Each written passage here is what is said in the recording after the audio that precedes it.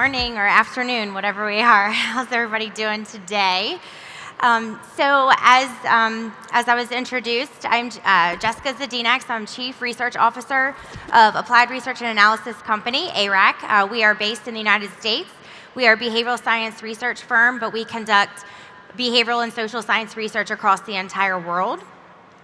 Today, I want to talk a little bit about our organization, our company, how we tend to define success in the tobacco and nicotine space. We want to talk about understanding the consumer. Then we want to understand why the right science is critical for success, whether you're a manufacturer, an innovator, or whatever role you play within this industry. And then the importance of having positive regulatory relationships. So just a little bit about our company. As I mentioned, we are a contract research organization. So we have a team of PhD level behavioral scientists. So I'm an experimental psychologist and statistician, and I have a team of 3 other scientists who work on the research that drives innovation, product development, and regulatory applications, and particularly then within the United States, which we'll talk about. So we conduct all types of research. We can conduct research from, basic surveys all the way through to extensive focus groups and one-on-one interviews with consumers across the world. And then we also conduct what is considered randomized controlled trials, which if you are trying to put a product on the market in the United States, you're likely to have heard that terminology recently, because that is what we know is driving success, particularly within the e-vapor space with the FDA. So this kind of just gives an overview of what we do.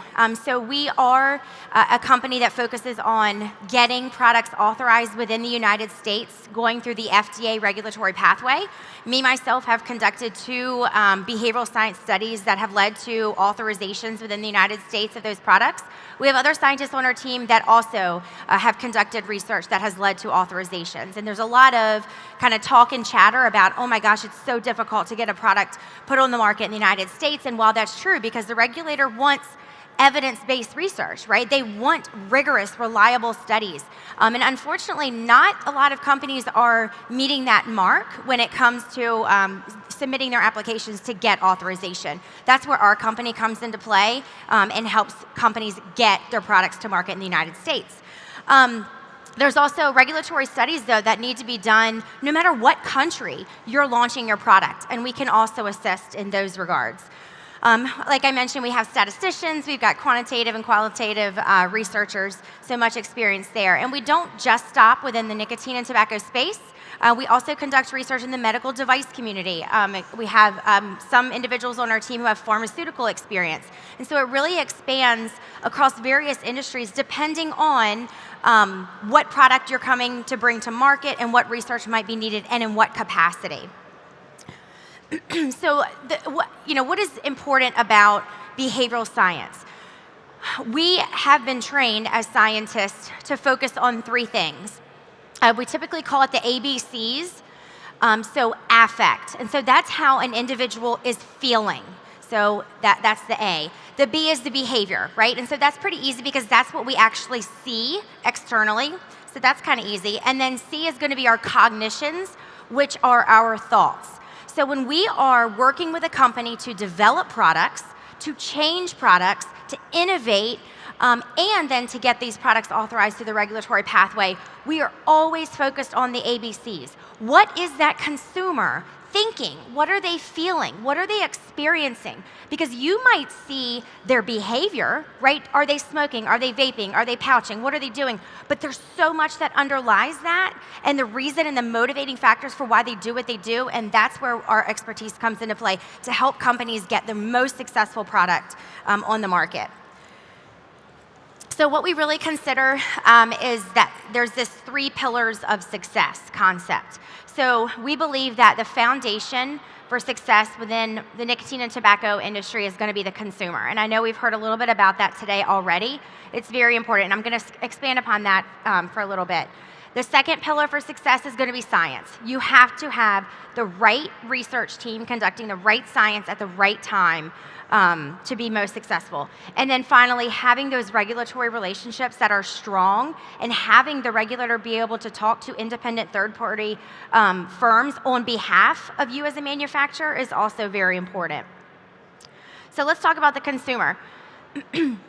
I think we're all here today because we have one goal in mind. We want to develop, manufacture, sell, be really successful at nicotine and tobacco products. At the foundation of that, though, is going to be the consumer.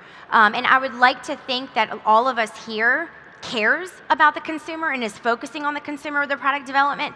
And if you're not, come talk to us because you should be. But right now we might be here because we have an idea. We're at the concept phase. We're right in the beginning of product development. Or maybe we're here because you have a full-blown brand and you're manufacturing a product across the globe. It's still worthwhile to keep in mind that every single step of the way, you need to be talking with consumers and you need to be considering those ABCs. So I would like to do a participation here. Raise your hand if you have actually sat down with a tobacco nicotine consumer face-to-face. Okay, so just a few of you, which is very interesting. And I know Sarah was talking about this earlier. If you haven't done that, I would go as far as to say you're missing the mark because it is them who are purchasing your product. And if you are not sitting down and talking face-to-face with them, you're not understanding their affect, their feelings, their behavior, their thoughts, their cognitions, all those things that we know go into whether or not they're going to enjoy a product. And we did hear about this a little bit earlier. Depending on where you are located, where your products are being sold, these factors are going to change, right? But it's really important to keep in mind that there's two kind of concepts that any consumer is facing, particularly when they're transitioning off of combustible cigarettes to an alternative reduced risk product. First, they're going to have internal factors. These are factors that you might not see and you might not know if you're not meeting with them. So this can be just their desire, their willingness, their motivation to quit smoking. And every single person, every consumer is going to be different along that continuum. We meet with thousands of consumers every year, and we go from people who are like, I have tried 10 times the past 6 months, I want to quit so badly, and then they're going to talk about the reasons why they can't, right? But then there's other people where it's like, nope, don't take my cigarette away, I love it, I want to keep smoking, and then you're going to have to adjust your product portfolios and your marketing and the way you go to market when it comes to the different levels that person's on as far as their willingness to quit. There are a lot of smokers who truly believe they do not have the ability to quit. And they will cry to you. They will tell you stories and you will cry because maybe they want to quit so bad, but God's honest truth, they don't think they have the self-efficacy is what we call it in the psychology space. They don't believe they can do it. And think about yourself, even if it's not quitting smoking. If you don't think you can do something, what's the likelihood you're actually going to try and do it? Right? Like we like to do things we know we're going to be successful at. So that's a huge factor. Personality factors, we like to call OCEAN is what it's called. So it's openness, conscientiousness, extroversion, introversion, agreeableness. There's different personality factors that we like to measure on our team to make sure we're really understanding the person when it comes to trying to change their behavior. And that leads into the psychological aspects as well. External factors, these are things you do see, right? So this is going to be the cost factor, and I know we talked about that. Imagine going to the market or going to the store, and you're like, gosh, I'd love to quit smoking, but this is $10. My cigarettes are whatever, $8, and I know that the cigarettes are going to work for me and I'm going to get my nicotine fix, but I have no idea if that vape product or that heat not burn product or that pouch is going to work for me, and I'm not going to put out money before I've tried it. Obviously, then external factors that lead to use are going to be your regulatory environment. Whether or not you as a company have resources to study all of this, right, to develop the best product. Also, consumers have, access issues, and we know that that's huge, especially because the lower income, I'm sure, think across the world, this is pretty generalizable, but especially in the United States, we have Native American communities, we have very, individuals in impoverished areas, and they don't have access to the alternative products to help them quit smoking. And so that's a huge problem. Their family can really be involved, and I could probably honestly talk for an hour on just this screen, the product. And we talked about that earlier. And they were mentioning ease of access and how disposables have blown up and are do really, really well in the market. And yes, ease of access is has a relationship to how successful the product's going to be, but the ease of access and the technology is going to be different for each consumer. And so someone who might be really technology savvy, it doesn't matter how kind of easy it is to use, right? And so if we really think about, there's going to be segments of smokers and how they define ease of access, or ease of use is what I meant to be saying. How they define ease of use is going to be different, right? Because they all come into it from a different, again, psychological and personality attributes. And so it's always not just one variable that we're considering, but it's the segments that underlie that variable. So then talking about science, one of my favorite topics. And this is something, again, could be talked hours about. I'm not going to bore you because most people here probably don't really care about the science, but it is the most important thing to getting your product on the market. We know that within the United States, in the FDA regulatory pathway, these are the most important, some of the top most important factors for getting your product authorized, because these are at the foundation of our behavioral science studies. And again, not going to bore you, but it's really identifying what is a reliable and robust study. Well, we know we've got to calculate sample size and power and effect size, and we got to randomize our participants, and we've got to do all these things. But that's why a lot of companies pay us, because you guys don't want to have to worry about it, right? But this is just an important slide to see that there's a lot that goes into it when we talk about doing the right science to drive your product development and authorization. And then this just gives you a quote from Brian King here. And we have a great relationship with Dr. King and the CTP, Office of Science. And I agree with this statement. Unfortunately, in the United States, in my opinion, companies have not provided the appropriate behavioral science research to get products, specifically flavored e-vapor products, on the market. And so it seems to be this doom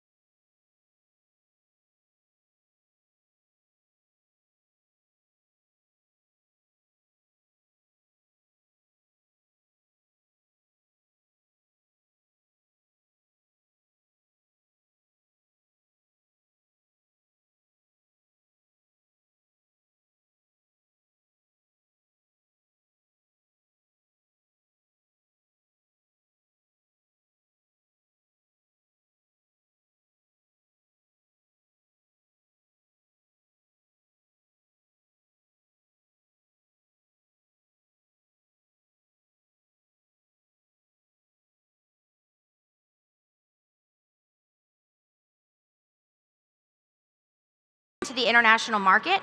We recognize that depending on where you are, you're going to have different regulatory needs that need to be met in order to get your product authorized on the market. And so, we're hearing some things here about pouches being banned in different countries.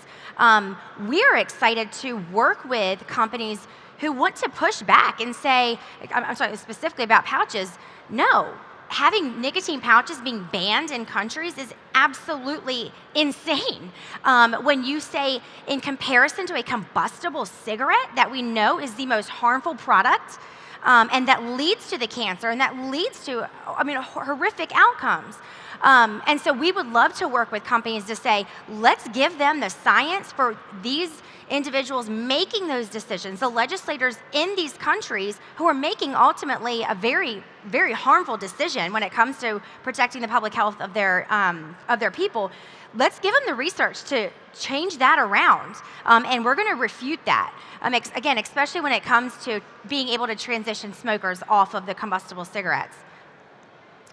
Now, obviously, we focus on, the majority of our business was then the U.S. PMTA market. I've been in the nicotine tobacco industry for 10 years. Before starting this organization, I was at Altria, worked on their harm reduction platforms, and then before that, I was in the public health sector. So really have spent most of my career focused on the FDA, focused on the federal government, and being able to provide the research to support the authorization of products.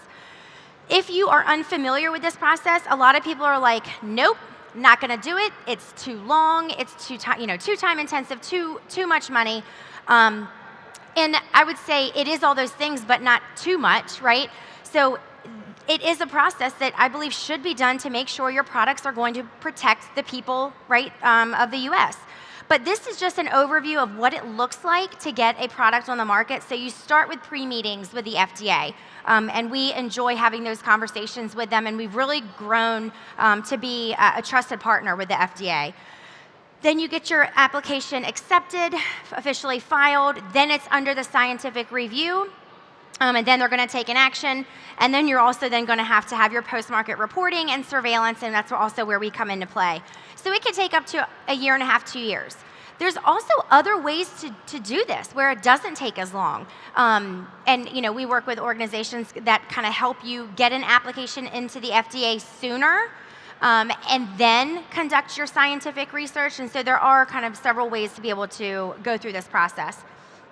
Our recommendation is always, and I would say this is no matter what country area you are, engage with your regulator as soon as you can and often, and let them know that you're serious and that you're kind of on their side, so to speak. And then you want to just make sure you have your trusted partners who are that independent third party. It doesn't matter whether you're doing the science for the toxicology or the analytical testing or your behavioral science. You want to make sure that there's someone that you can trust and that they are that third party so that the FDA and your regulator can also trust your data. So ARAC plays the biggest role in Module 6 here. So this is, again, not sure how familiar you guys are with the FDA and the US PMTA process. I know we've spoken to a lot of people here who want to get into the US market. And so hopefully this will give you a little bit of a guide as to how to do that. But this is the triangle where the entire application is comprised of this right here. We fall into the bucket 6, which is the clinical population health, but you're going to have to do the research, in 3, 4, 5, and then 7 as well. But again, just wanted to call out, we are focused in Module 6, and this has been called out by the FDA CTP as one of the most important areas of an application, is being able to demonstrate the reliable and robust science to support this module. In summary, I guess I talked way too fast, but I would say, the first part is the consumer. Learn empathy. Sit down with them face to face. Talk with them. Get in their shoes. Again, I could have spoken, for an hour just about the consumer.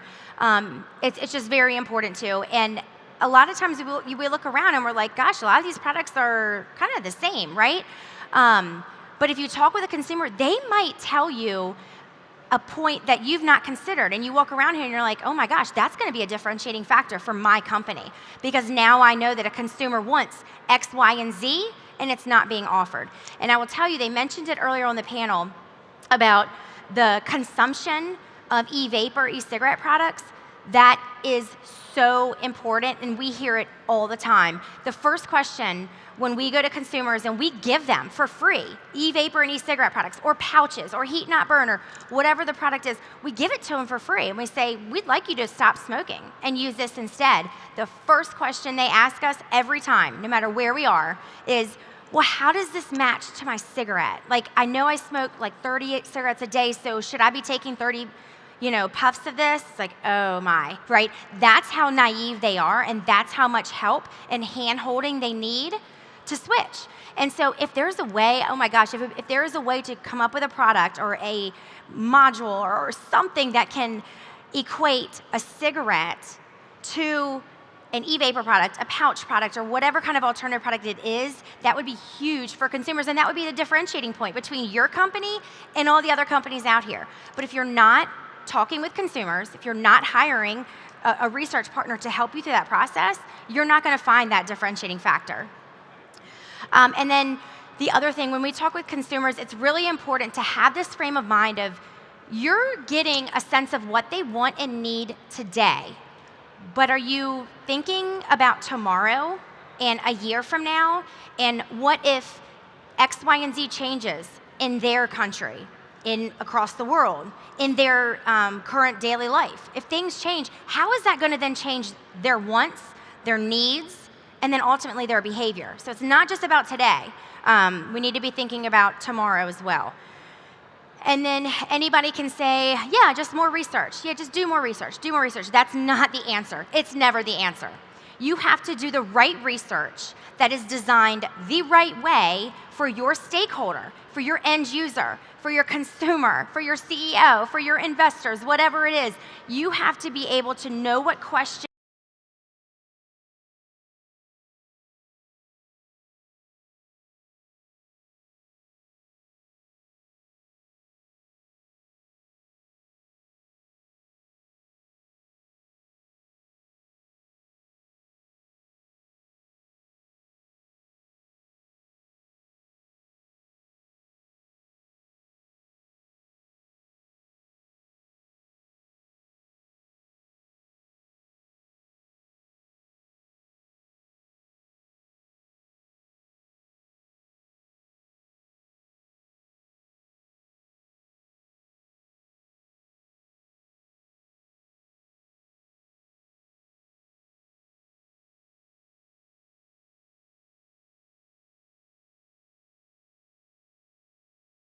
as much resources as you can to conduct a really big study. Or we're going to say, you can probably get by with, some focus groups or a little bit of qualitative and quantitative research. So we're constantly providing kind of the best path and avenue for your research along the way.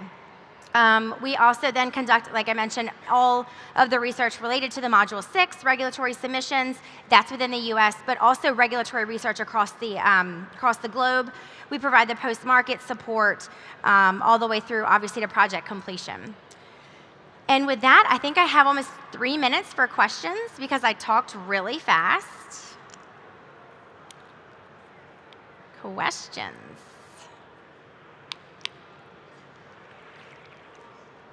Yes, ma'am.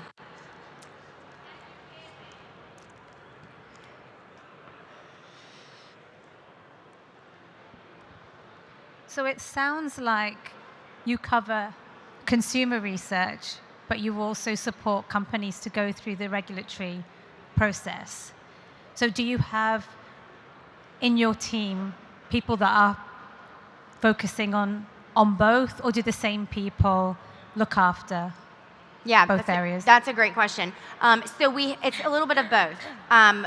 The scientists primarily work on both sides, but we do have one individual that focuses just on the more consumer and marketing side, and that is her background. And the rest of us really kind of blend into both when she needs support. And then obviously the focus is then on the regulatory scientific studies.